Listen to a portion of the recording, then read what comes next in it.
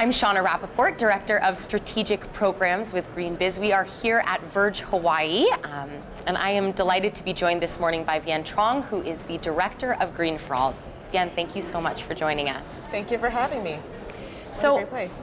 I want to kick off with a question. Your work with Green for All and also with Dream Corps more broadly focuses on really a breadth of issues, from accelerating a clean economy to ensuring access to opportunities and jobs for folks who've been previously incarcerated, to coding for youth. Talk a little bit about some of those programs, and particularly in the context of being here at Verge Hawaii, how that connects to some of the issues being faced here on the islands. Well, Dream Corps and Green for All is about how do we actually bring together the best in our country, the best minds, the best thinkers, the best ideas to really solve America's toughest problems. And all of that you were saying is about how do we actually bring together criminal justice reform, Yes We Code, Green for All, to look at what are some of the problems here. And in our country today, what we're seeing is a massive divide between the have and the have-nots. And part of the healing that needs to come together is how do we actually bring together these people to help solve the people who have nots. And so I want to talk a little bit about, for instance, our work with Love Army. Love Army was launched right after the Trump administration. And it was an idea to say, if he was bringing together an army of hate, then we're going to bring together an army of love and to heal our relationship to each other and to heal our relationship with this planet. And that call for love brought together 100,000 people in 2 months, which is unheard of. And we now are beginning to see the need that people have for love, right? The need for us to not fight against each other, but turn to each other. And for me, Hawaii is exactly a symbol of that. The spirit of aloha, the spirit of how do we actually understand a true agape, as Dr. King would say, a true sense of brotherly love with each other and with the planet. And much of the efficacy of that really is built on overcoming divides, right? And bringing diverse communities together. A lot of your work in your career has really focused on working with traditionally marginalized or underserved communities, including indigenous communities. Talk a little bit about your experience with some of the indigenous communities here in Hawaii and how maybe how critical it is that they be included in the conversation when it comes to the state's 100% renewable energy mandate, which is a big part of why we're here at Verge Hawaii.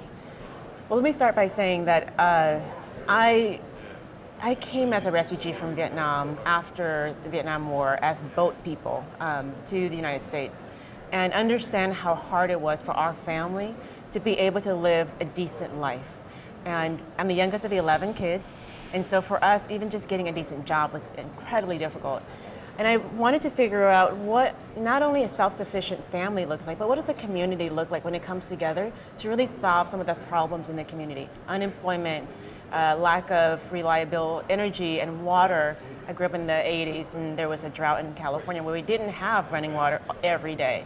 And when I began to understand what was happening here with the indigenous community, with Native Hawaiians, and that they were still struggling with some of the same issues, I wanted to figure out then something that is as amazing and beautiful as Verge. How do we actually connect that to the need and to the work of sovereignty that's happening in Native Hawaiian lands? Well, that's something that I hope we're going to have the opportunity to explore and hear from in your talk and conversation here at Verge Hawaii this week. I want to close with a last question. You know, the GreenBiz community is diverse. We have a lot of folks working in business and representing big companies. What would be your sort of one invitation or call to action when it comes to advancing a lot of the missions that you're working on at Green for All and with Dream Corps? What's your message to the business community? Lead.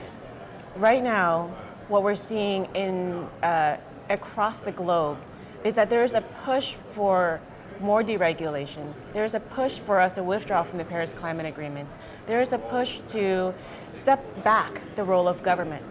In that space, we need businesses to be more leaders, more than ever before. Their work in how many people they hire and what kind of culture that they're setting and what kind of leadership that they're setting, even in how they're influencing state and government, requires that they step up more and more as citizens, as leaders in this space. And in fact, when we saw the Paris Climate Agreement withdrawal from Trump, it was business leaders called to say, no, we actually want this to happen, to move forward, that had the most profound impact for everybody. And so we need them to continue to play good moral citizens and leaders, and to step up their role as leaders in this country. Yeah, and thank you so much for your leadership and for your vision and for bringing so much heart and love to the work that you do. And Thank you. certainly for being Yeah. with us here at Verge Hawaii you. this week. Yan Thank Chong, you. Green for All and Dream Corps, thank you so Shannon much. Rappaport, thank you.